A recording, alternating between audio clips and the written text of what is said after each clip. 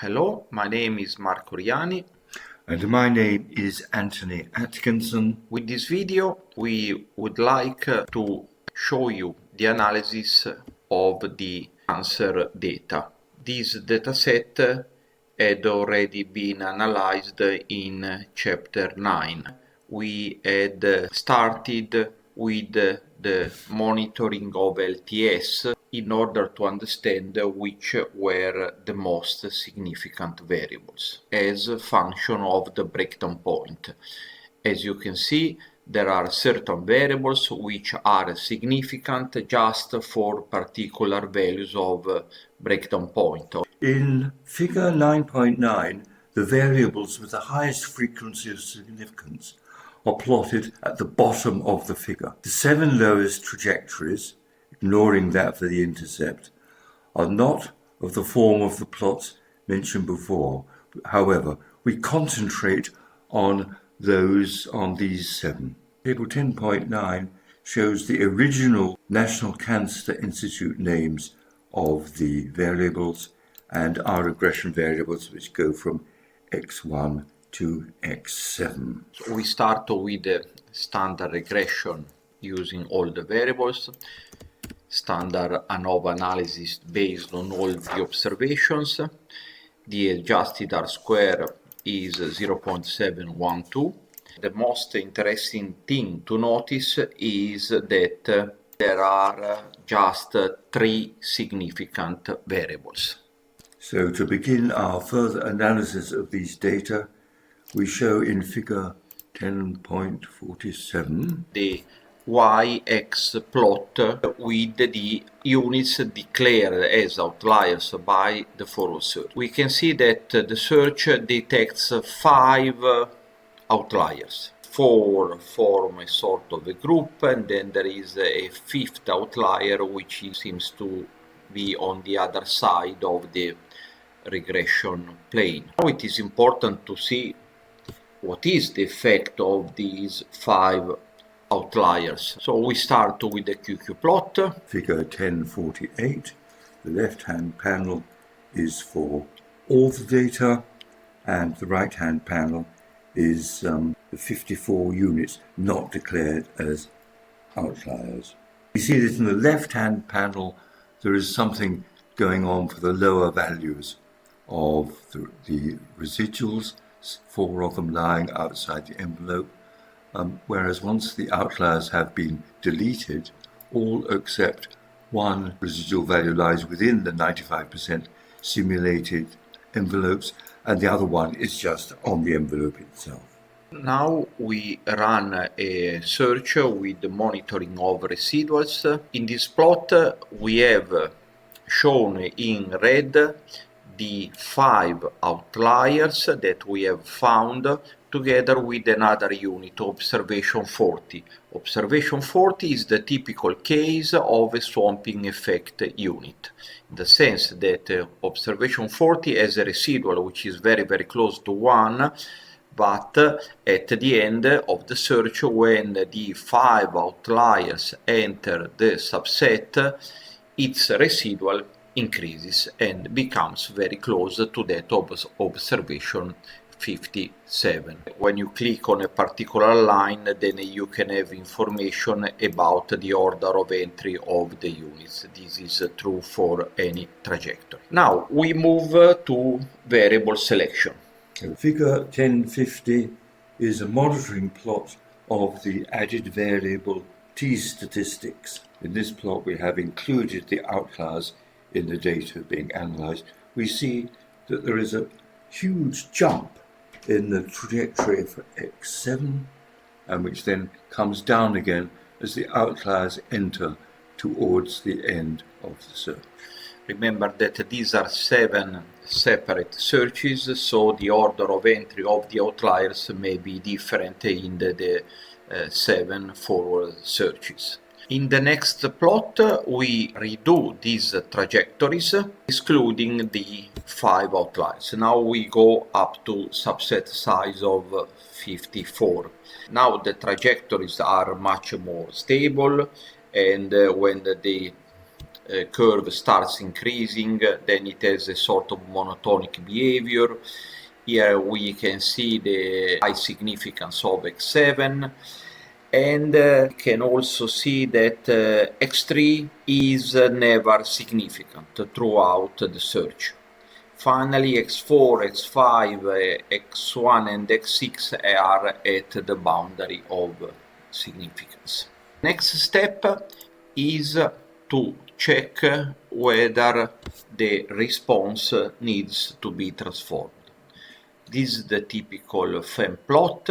Here we have used 6 values of lambda, starting from 0.5 up to 1 with the step of 0.1. We can see that the rejection of the hypothesis of no transformation depends on the final observations that are included. It is interesting also to understand whether we need just one value of lambda or 2 separate values of lambda for negative and positive observations.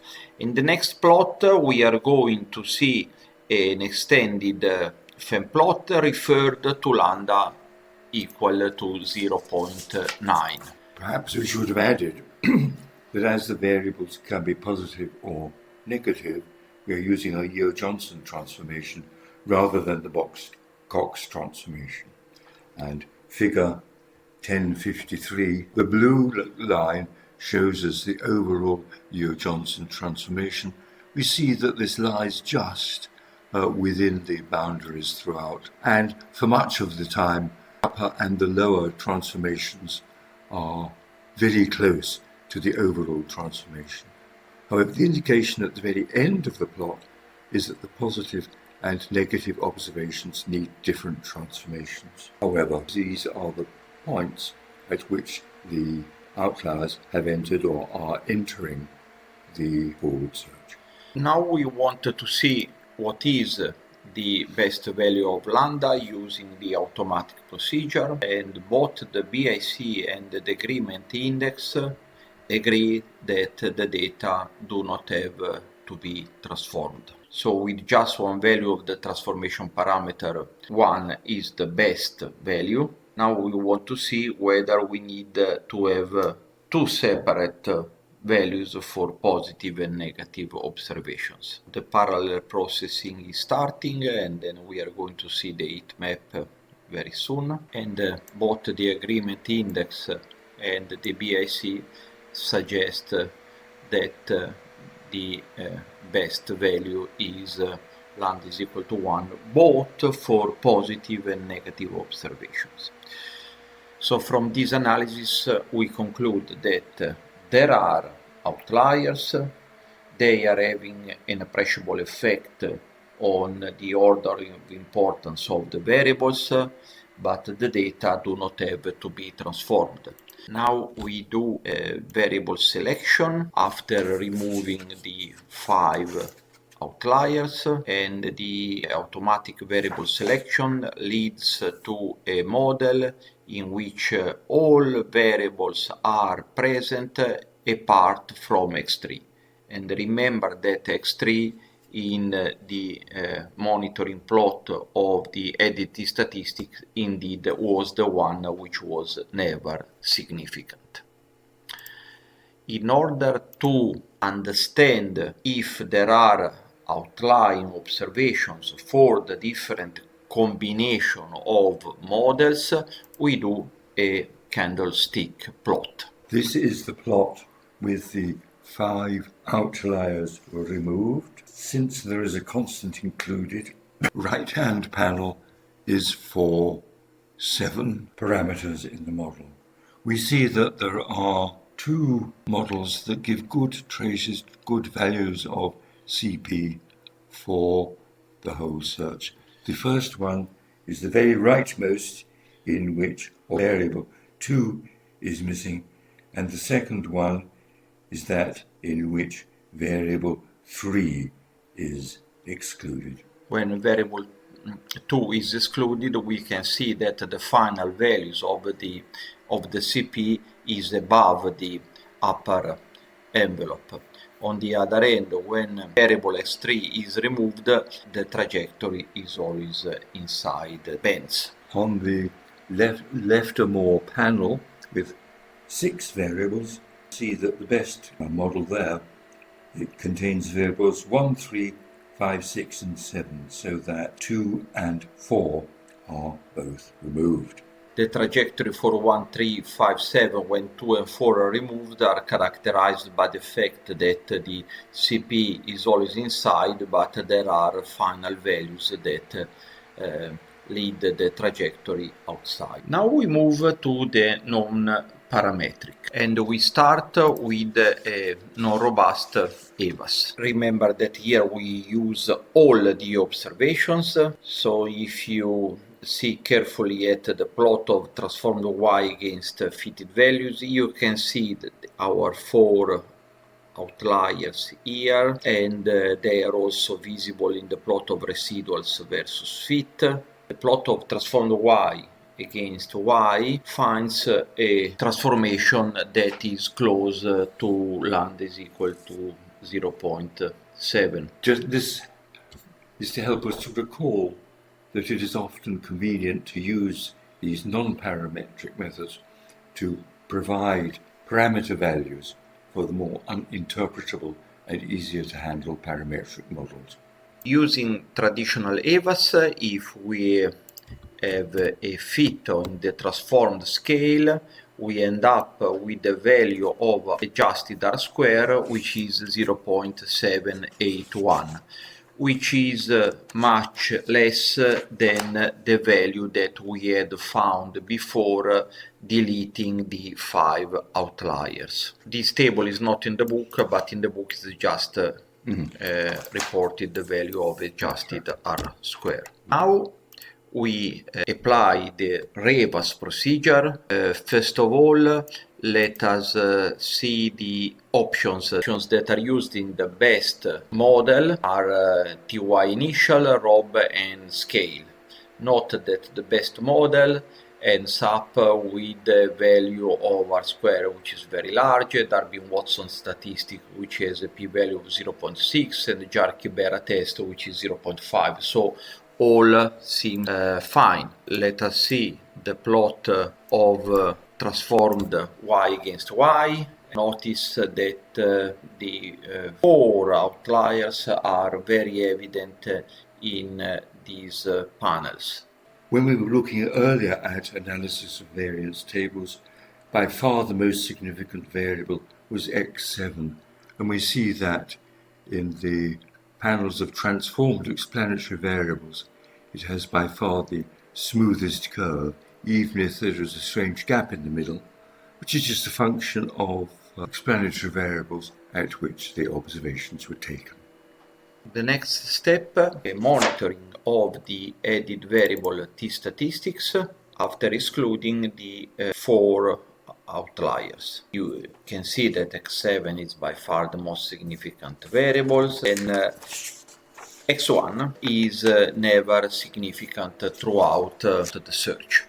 This contrasts with the previous plot that we saw, not on transformed variables, for which x3 was not significant.